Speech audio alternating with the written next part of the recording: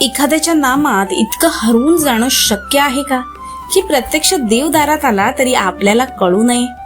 20 मेच्या आजच्या या भागात आपण पाहणार आहोत स्वामींचे निस्सीम भक्त बाळाप्पा जेव्हा पहाटेच्या जपमाळेत दंग होते तेव्हा स्वामींनी त्यांच्या घरी येऊन कोणती लीला केली आणि स्वामींनी बाळाप्पांच्या जपाचे वर्णन तरट विणणे आणि कांबळे विणणे असे का केलं?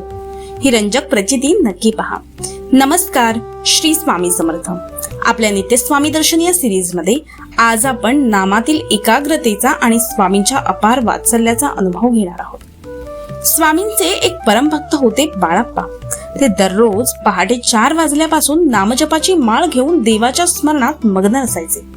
एकदा स्वामी पहाटेच बाळाप्पांच्या घरी गेले आणि त्यांच्या पलंगावर जाऊन बसले. शेजारी बसलेल्या शिवबाईंना आश्चर्य वाटलं की प्रत्यक्ष स्वामी समोर आहेत, पण बाळाप्पांना त्यांचं भानच नाही. जेव्हा शिवबाईंनी स्वामींना विचारलं की बाळाप्पा कोणत्या जपात मग्न आहेत, तेव्हा स्वामी मिश्किलपणे म्हणाले, तो तरटे विणण्यात मग्न आहे. हे ऐकताच बाळाप्पा भानावर आले आणि त्यांना खूप वाईट वाटलं की स्वामी घरी आले तरी आपल्याला कळलं नाही. पण स्वामींच्या बोलण्याचा अर्थ खोल होता. दुसऱ्या दिवशी पुन्हा स्वामी बाळाप्पांच्या घरी गेले. आजही बाळाप्पा जपात इतके दंग होते की त्यांना स्वामी आल्याचं कळलं नाही. आजही शिवबाईंनी तोच प्रश्न विचारला.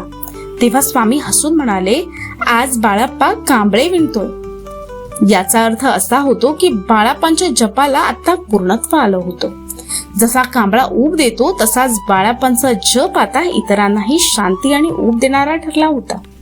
स्वामींनी त्यांना भरभरून आशीर्वाद दिले आणि म्हणूनच स्वामी सांगतात, आपण ज्या जगात राहतो त्याला मृत्यूलोक म्हणतात. इथे भुलवणारे अनेक विषय आहेत, पण त्यातील काहीही शाश्वत नाही.